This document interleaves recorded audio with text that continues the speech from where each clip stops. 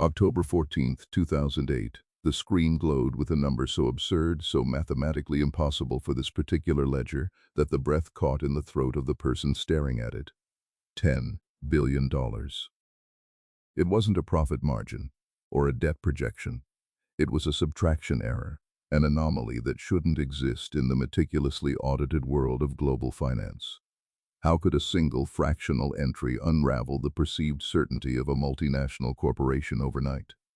The question hung in the sterile air, heavy and demanding. Then came the click, the sound of a key being pressed, and the terrible realization settled in. This wasn't a mistake. It was a message. The numbers didn't lie, but they were certainly capable of lying for someone. It began years earlier, not with a bang, but with the quiet hum of ventilation systems in a nondescript corporate tower downtown. The air inside those glass walls was always recycled, always precisely the same temperature, mirroring the controlled environment of the financial data being processed.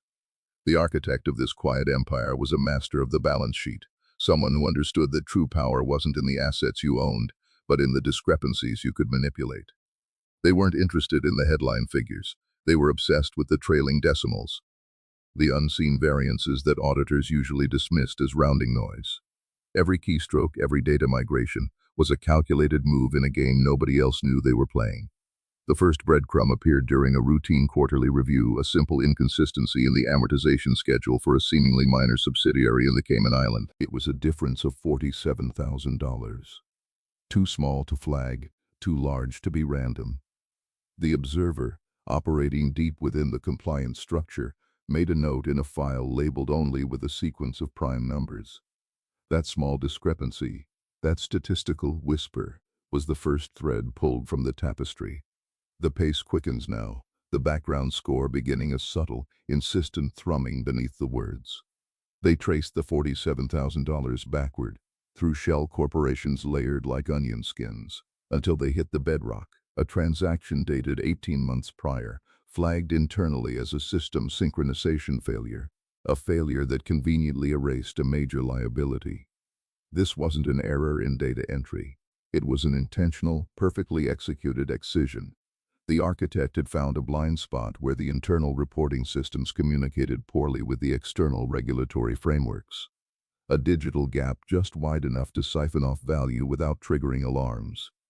But $47,000 was pocket change compared to what was to come. The architect needed cover, a massive, legitimate-looking distraction to mask the escalating scale of the operation.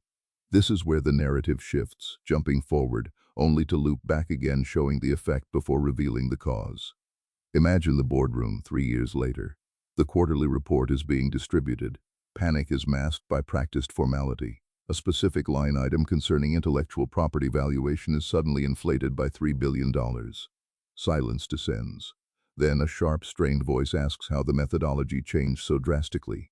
The answer offered is a jargon-heavy explanation involving forward-looking risk assessment models. It sounds plausible. It sounds utterly impenetrable to anyone outside the room.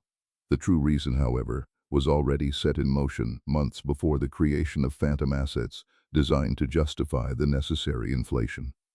Now we understand the mechanism of the cover story. But why the $10 billion miscalculation in 2008?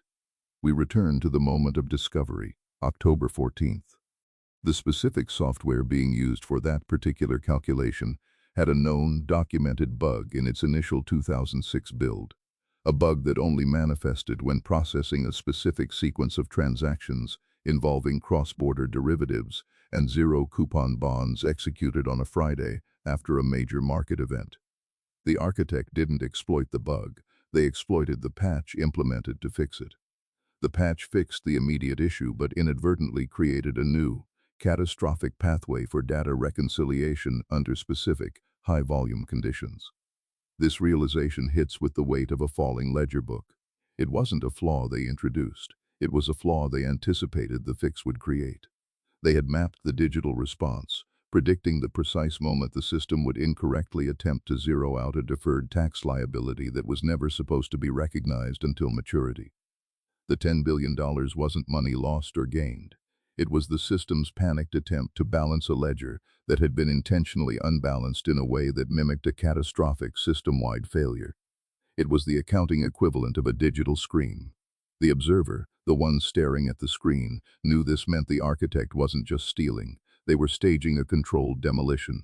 They were preparing to detonate the company's perceived value to cover the movement of assets already spirited away. The $10 billion anomaly was the trigger for a planned collapse, designed to look like an accounting oversight, not a targeted extraction.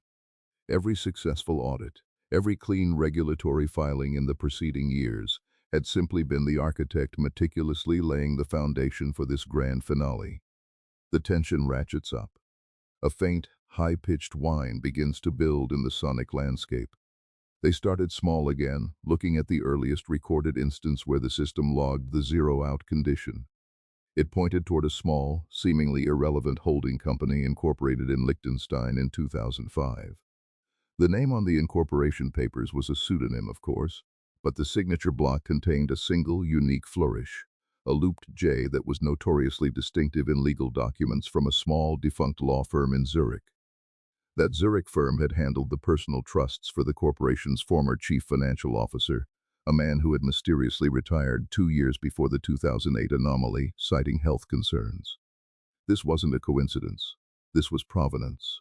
The former CFO hadn't retired, he had simply moved to the operational side of the scheme. The knowledge gap begins to close, but the final, crucial question remains. Where did the money actually go? The $10 billion anomaly was the smoke. The real fortune was already gone. The investigation pivots from the digital realm to the physical. They tracked the movement of physical assets, not stocks or bonds, but tangible property earmarked for divestment under the guise of portfolio restructuring. High-value real estate holdings across 3 continents, art collections warehoused in free trade zones, and, most tellingly, a series of unlisted bearer bonds purchased in 1999, long before the architect even joined the firm, said the Lon in figured he had masses. He's been around by the incher, meets disguided, sustained. Either was when Ampers decided, but way back. The architect hadn't built this scheme from scratch. They had inherited and perfected a pre-existing structure, using the corporation's own growth as the camouflage. The pieces click into place, faster now, a relentless cascade of confirmation. The $47,000 was the test run. The $3 billion asset inflation was the shield. The $10 billion miscalculation was the diversionary detonation. The observer finally accessed the one file that was never meant to be read. The architect's personal digital archive, recovered from a damaged server during a routine hardware upgrade years later, archived under a false checksum. It wasn't a confession, it was a manifesto on efficiency. It detailed a philosophy that the most secure place to hide value is in plain sight, within the expected margins of error of complex systems. The entire structure wasn't built to steal once, but to allow for perpetual, undetectable siphoning over decades, disguised as systemic noise. The final revelation arrives with a sudden, almost unnerving quietness in the sound design, the tense score receding slightly, leaving only the sound of a faint rhythmic tapping, like a slow heartbeat. The $10 billion wasn't the total sum stolen. It was merely the calculated, necessary penalty the system would self-impose to cover the paper trail of the true value that had been systematically diverted for over 20 years. A sum estimated based on conservative modeling of the data flow to be closer to $50 billion. The miscalculation wasn't an accounting error that wasn't an error. It was the accounting system's final, desperate, and utterly predictable performance of its own programmed failure, precisely on cue. And the architect? They had already cashed out, long before the screen ever glowed that fateful October morning, disappearing into the infrastructure they had so expertly learned to control. The real question is no longer how they did it, but how many other ledgers are currently glowing with their own silent, calculated catastrophes.